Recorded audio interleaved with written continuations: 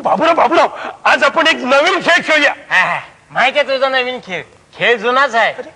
दांडू गलीत रवायचा आणि इट्टीला कुलवायचं.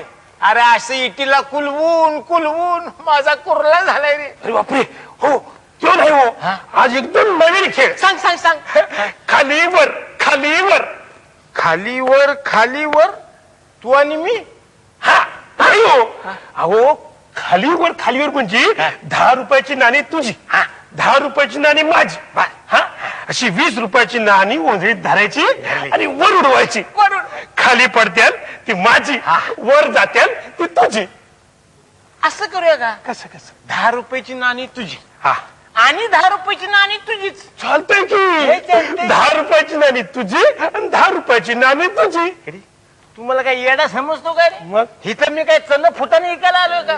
हा मला सांग, वंदळीतनं अशी 20 रुपयाची नाणी वर उडवल्यावर वरती काय राहणार? फत्तर. म्हणजे तुझ्या घरात दिवाळी आणि माझ्या घरात होळी. अरे चांगली आयडिया आहे. आपण आज होळीचा खेळ खेळू. होळीचा? होळी रे होळी, पुरणाची पोळी, साहेबाच्या बंदुकी